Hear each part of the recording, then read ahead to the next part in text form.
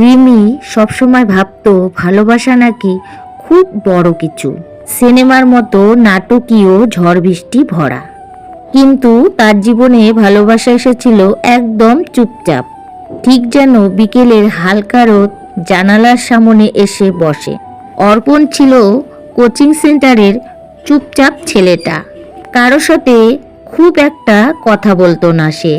কিন্তু রিমির খেয়াল হয়েছিল যেদিন সে দেরি করে আসতো, অর্পণ সবসময় পাশের সিটটা খালি রাখত। একদিন বৃষ্টি হচ্ছিল খুব, সবাই দৌড়ে বাস ধরতে গেছে। রিমির ছাতা ছিল না, দরজার সামনে দাঁড়িয়ে কি করবে ভাবছে। হঠাৎ একটি ছাতা এগিয়ে এলো। চলো, আমি ওই দিকেই যাচ্ছি, অর্পণ নিচু গলায় বলল। সেদিন প্রথম ওরা একসাথে হাঁটলো। খুব বেশি কথা হয়নি, তবু অদ্ভুতভাবে অস্থিরও লাগেনি। শুধু বৃষ্টির শব্দ আর মাঝে মাঝে হাত ছুঁয়ে যাওয়া। তারপর ধীরে ধীরে কথা বাড়ল। তারপর নোট শেয়ার, হোমওয়ার্ক নিয়ে হাসাহাসি, ছোট মোটো ঝগড়া। অর্পণ সরাসরি কখনো রিমিকে সে পছন্দ করে সে কথাটি কখনো সে বলেনি, কিন্তু রিমি বুঝতো। যখন সে মন খারাপ করত তখন তার প্রিয় চকলেটটা বেঞ্চের উপরে দিয়ে আসতো।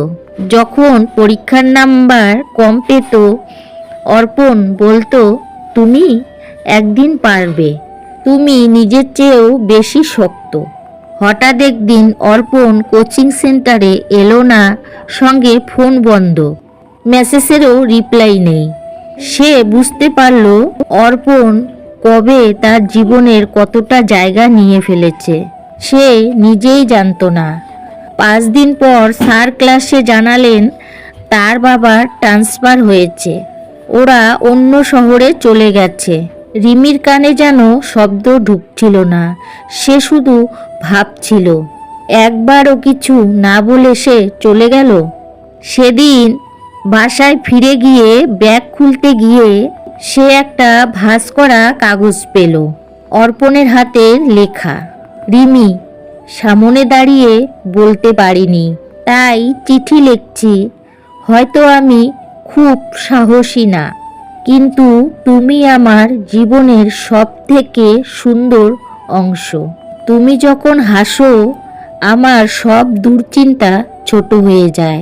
আমি জানি না ভবিষ্যতে কি আছে, শুধু চাই তুমি নিজের স্বপ্নগুলোকে ছাড়বে না। আর যদি কোনো দিন বৃষ্টির মধ্যে হাঁটতে গিয়ে আমাকে মনে পড়ে, জেনে রেখো কোথাও একটা শহরে একজন ছেলে আছে যে কখনো তোমার জন্য ছাতা ধরে থাকতে রাজি। অর্পণ। চিঠিটার উপরে জল পড়ে দাগ হয়ে গেল, কিন্তু বাইরে বৃষ্টি হচ্ছিল না। তবু রিমির চোখ ঝাপসা হয়ে যাচ্ছিল। সেই দিন রিমি বুঝেছিল সব ভালোবাসার শেষ একসাথে থাকা নয়, কিন্তু ভালোবাসা শুধু মানুষটাকে বদলে দিয়ে যায়, শক্ত করে দিয়ে যায়, স্বপ্ন শেখায়। কয়েক বছর পর কলেজের লাইব্রেরিতে বসে রিমি হালকা হেসেছিল। তার ব্যাগে এখনও সেই তার পুরনো চিঠিটা আছে, ভালোবাসা হিসেবই নয়, একটা সাহস হিসেবে। কারণ কেউ একজন তাকে একদিন বিশ্বাস করা শিখিয়েছিল সে সত্যি অনেক কিছুই পারবে। চাইলে আমি এটাই স্যাড এন্ডিং বা হ্যাপি রিউনিয়ন ভার্সনও বানিয়ে দিতে পারি। তো বন্ধুরা, আজকের ভিডিওটা তোমাদের কাছে কেমন লাগলো প্লিজ কমেন্ট করে জানাবে। ভালো লাগলে আমার চ্যানেলটাকে সাবস্ক্রাইব করে দিয়ে পাশে থাকার অনুরোধ রইল। আর যে সকল বন্ধুরা এই কাজটা করে রেখেছো তাদের জানাই অনেক ধন্যবাদ।